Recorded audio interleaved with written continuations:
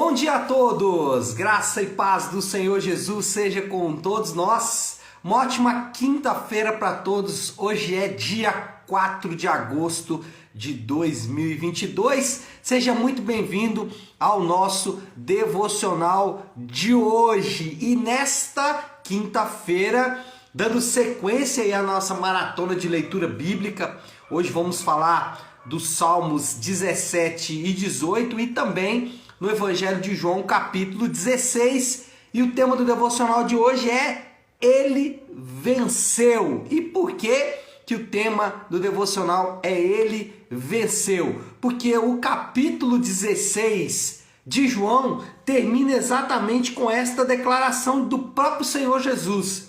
E é um texto que todos conhecem, que diz assim: eu disse essas coisas para que em mim vocês tenham paz. Nesse mundo vocês terão aflição, contudo tenham ânimo, eu venci o mundo. Mas antes de chegar aqui nesse texto, que é o texto conclusivo aí do capítulo 16 de João, eu quero ler um texto anterior porque ele é importante para chegarmos nesse ponto. Antes de falar sobre a vitória de Jesus, que é o nosso ânimo, vamos falar um pouco sobre o que ele fala anteriormente nesse capítulo. Para isso eu quero ler aqui o versículo de número 7 e 8, João 16, 7 e 8, que diz assim: mas eu afirmo que é para o bem de vocês que eu vou. Se eu não for, o conselheiro não virá para vocês. Mas se eu for, eu o enviarei. Quando ele vier, convencerá o mundo do pecado, da justiça e do juízo. Bom, vamos entender esse contexto aqui. Lembra que Jesus ele está lá desde o capítulo 13 fazendo ali um discurso, um sermão para os seus discípulos. Ele chama os seus discípulos mais próximos e ali a partir desse seu sermão ele começa a ensinar várias coisas. Ele já falou inclusive sobre o Espírito Santo no capítulo 14. Mas agora parece aqui que ele está tentando relembrar algumas coisas e ele vai falar sobre a tarefa do Espírito Santo. É óbvio que essa tarefa não está restrita a esse versículo que eu li. Tem outras coisas que o Espírito Santo faz, que ele fala aqui no capítulo 16, mas eu fiquei com esse texto porque ele é o cerne, a essência da obra do Espírito Santo.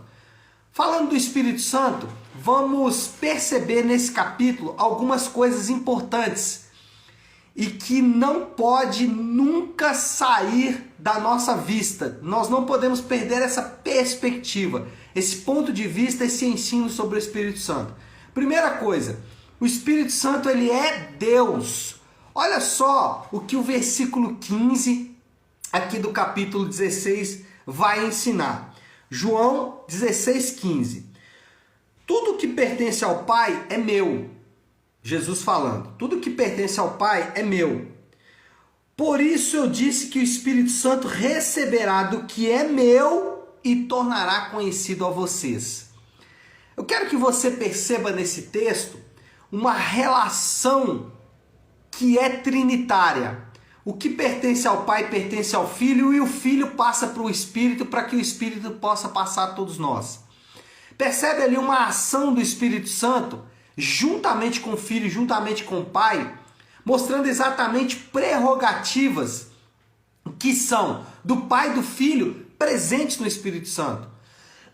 Perdão, qualificações que são do Pai e do Filho que estão presentes no Espírito Santo. Quando a gente fala que o Espírito Santo é Deus, isso é importante porque algumas pessoas, de forma sincera, não sei se sincera, mas de forma até sem maldade, né? Sincera mesmo, eles diminuem o poder do Espírito Santo. Então eles vão dizer, por exemplo, que o Espírito Santo é uma força. Ou vão dizer que o Espírito Santo é uma fumaça. Não, o Espírito Santo ele é o próprio Deus. E isso é importante porque dizer que o Espírito Santo é o próprio Deus nós não podemos nos esquecer que o Deus Pai deve ser tratado como Deus, com temor, com reverência, com intimidade, com comunhão, mas sem perder o temor e a reverência. O Deus Filho deve ser tratado da mesma forma. O Deus Filho é uma pessoa, ele tem identidade própria, deve ser tratado com temor e reverência. E o Espírito Santo também deve ser tratado com temor e reverência. Eu estou dizendo isso porque, quando estava aqui meditando nessa manhã sobre isso, me lembrei de um irmão que ele meio que tratava o Espírito Santo como se fosse um amiguinho. Então o Deus Pai é o Senhor Todo-Poderoso, Rei da Glória. Mas o Espírito Santo, senta aqui do meu lado, você é meu amiguinho e tal. Nós não temos respaldo nas Escrituras para fazer dessa forma. A Bíblia diz que o Deus Pai é Deus, a Bíblia diz que o Deus Filho é Deus e a Bíblia diz que Deus Espírito é Deus. E nós devemos tratar o Espírito Santo com igual temor e reverência. O Espírito Santo não é um amiguinho, o Espírito Santo não é um coleguinha, não é irmãozinho, não. O Espírito Santo é Deus. O Espírito Santo tem prerrogativas divinas. O Espírito Santo tem poder divino. Ele é Deus, ele é a pessoa de Deus. E nós não podemos nos esquecer disso. Então, quando Jesus vem ensinar sobre o Espírito Santo, ele deixa claro essa relação, essas prerrogativas divinas no Espírito Santo. Segunda coisa que nós aprendemos nesse texto é que o Espírito Santo ele aplica a obra da redenção. Eu separei o versículo 8, que é bem conhecido, quando ele vier, convencerá o mundo do pecado, da justiça e do juízo, mas aqui mesmo, o próprio Senhor Jesus vai falar de outras ações do Espírito Santo. Por exemplo, versículo 13, quando o Espírito da verdade vier, ele os guiará a toda a verdade, não falará de si mesmo, falará apenas o que ouvir e anunciará a vocês o que está por vir. Já aqui fazendo Jesus, profeticamente anunciando as Escrituras, o Espírito Santo guiará toda a verdade, ou seja, o Espírito Santo está por trás da redação, está por trás da iluminação e da inspiração do escrito do Novo Testamento. Mas não só isso, versículo 14, ele me glorificará, porque receberá tudo o que o tornará conhecido a vocês. Então, essa também é tarefa do Espírito Santo, glorificar Jesus, apontar para a obra de Jesus, mas indubitavelmente a sua tarefa mais objetiva é aplicar a obra da redenção aos homens. Essa é a obra do Espírito Santo. E essa é a obra que nós não podemos perder de vista, não podemos perder de perspectiva. E é importante dizer isso porque, lamentavelmente, alguns irmãos tratam o Espírito Santo como se ele fosse um animador de torcidas. Então eu estava ali meio desanimado, meio baixo astral, vamos começar a falar do Espírito Santo aqui, porque aí a coisa vai ficar um pouco mais animada. Irmãos, isso é um erro. E isso é um erro que está ligado muito mais ao emocionalismo. Então, muitas vezes, animações, muitas vezes ações que nós referimos a elas como se fossem obra do Espírito Santo, não é a obra do Espírito Santo, é a obra do nosso emocional. Nós sabemos o quanto o emocional do homem pode ser ativado e desativado, Hoje existe todo um estudo sobre PNL, sobre gatilhos mentais, etc. e tal. E nós não podemos confundir emocionalismo com a obra do Espírito Santo. A obra do Espírito Santo não é compatível com a obra de um animador de torcidas. Não. A obra do Espírito Santo é apontar a redenção e aplicar a redenção de Deus nos homens. A obra do Espírito Santo não é o espiritualismo, ficar mostrando coisas, tipo um sonho, foi o Espírito Santo e etc e tal. Ele pode fazer isso e faz isso, mas não com a frequência que nós vemos nos dias de hoje. Parece assim uma coisa até surreal, não tem qualquer respaldo bíblico. Agora, o que a Bíblia nos ensina é que o Espírito Santo é aquele que aponta para a obra de Jesus, é aquele que aponta para a morte e ressurreição de Jesus, é aquele que está por trás da ressurreição, é aquele que está por trás da aplicação da ressurreição. Jesus disse: se em vós habita o mesmo Espírito que ressuscitou Jesus dentre os mortos, esse mesmo Espírito vivificará o vosso corpo mortal. O que ele está dizendo aqui? Que a morte que veio sobre Jesus foi vencida pelo poder do Espírito Santo. Essa mesma morte é a morte que nós experimentamos quando a natureza adâmica habita em nós, mas uma vez que somos habitados pelo Espírito Santo, o mesmo poder de trazer vida que ressuscitou Jesus dentre os mortos também vai fazer isso conosco, e nós vamos experimentar então a redenção. O Espírito Santo não é um animador de torcidas, ligado ao emocionalismo, ao espiritualismo, a coisas subjetivas, a coisas que a gente não consegue ver, a coisas que a gente não consegue aferir, não. O Espírito Santo, a obra, a tarefa prioritária dele é aplicar a obra da redenção nos homens. Nesse contexto, preste atenção que agora é o fechamento. Nesse contexto, qual o contexto? Do Espírito Santo com prerrogativas divinas aplicando a obra da redenção. Nesse contexto, nós podemos ter bom ânimo. O versículo 33 que eu li no início aqui do nosso devocional tem de bom ânimo, né? Eu venci o mundo, no mundo tereis aflições, mas tem de bom ânimo, eu venci o mundo. Esse texto é usado de maneira geral, a gente escuta esse texto regularmente, a gente ouve, lê sobre esse texto de maneira muito comum, só que as pessoas às vezes enfraquecem o poder desse texto. Lamentavelmente, irmãos, eles diminuem esse texto. Por quê? Porque eles esquecem de dois elementos importantes nesse texto. Primeiro, ter bom ânimo está ligado a reconhecer a obra da cruz por meio do Espírito Santo. Eu vou repetir isso. Ter bom ânimo não é estar animado por qualquer motivo. O texto não diz, olha, vocês estarão animados por qualquer motivo. Ou estarão animados porque vocês vão ouvir esse versículo. Não. Ou, olha só que interessante. O texto não diz que nós teremos bom ânimo simplesmente por saber que Deus existe.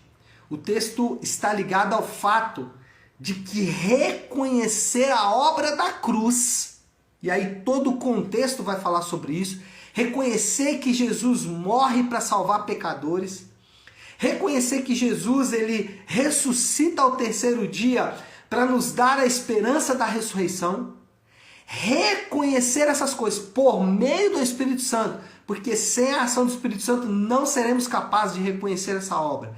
Reconhecer essa obra por meio do Espírito Santo é o que nos traz bom ânimo. Então, quando as pessoas citam às vezes, tem de bom ânimo, eu venci o mundo, o que ele está querendo dizer na verdade é o seguinte, que eu posso ter força hoje, e com essa força eu vou vencer os meus desafios do dia.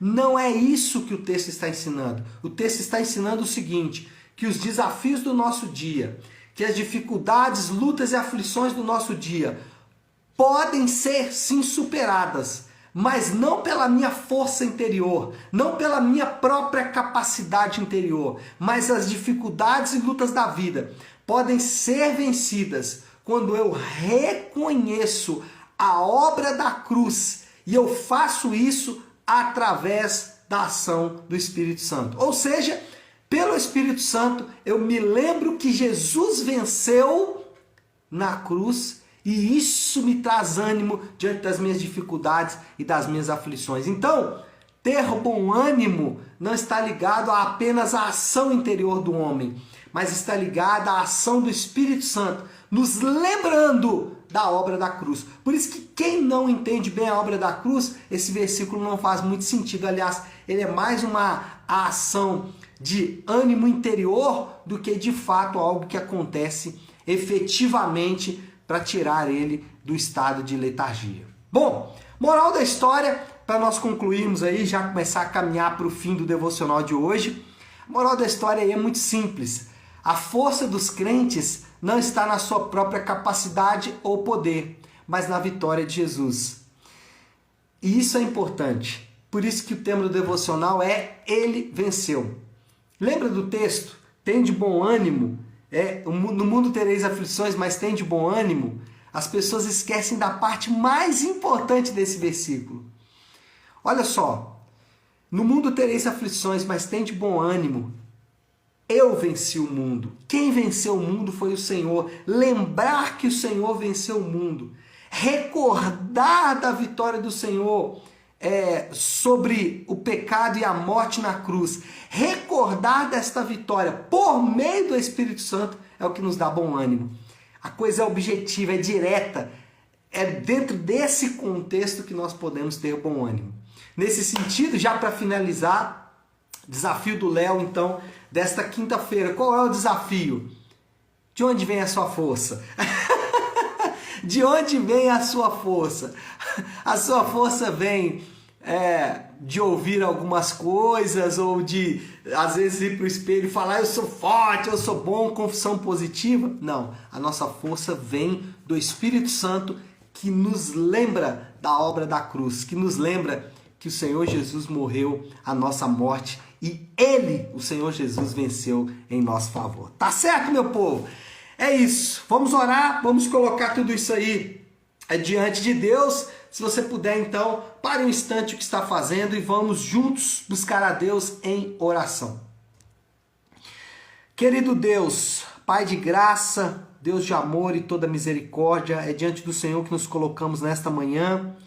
Primeiro te agradecendo por tua palavra, te agradecendo, meu Deus, porque o Senhor não nos deixa sem pão, sem alimento, e a tua palavra é esse alimento para a nossa alma, para o nosso espírito, para o nosso coração. Arrependemos que muitas vezes, Pai, buscamos nas fontes secas o que só a água viva pode nos dar. Buscamos no ânimo dos homens, no emocionalismo, no espiritualismo, aquilo que é a verdade da obra do Espírito Santo, que é nos recordar, aplicar em nós a obra da redenção. Obrigado, porque o teu Espírito nos lembra que a morte e ressurreição do Senhor é a nossa esperança. E é baseado nessa esperança que enfrentamos os desafios desse dia, baseados e confiantes na tua obra e naquilo que o Senhor faz pelas nossas vidas. Nós oramos assim e fazemos em nome de Jesus. Amém. Amém, meu povo? Bom, então é isso. Nós vamos ficando por aqui. Que Deus te abençoe. Uma ótima, uma excelente quinta-feira para todos. Fiquem com Deus.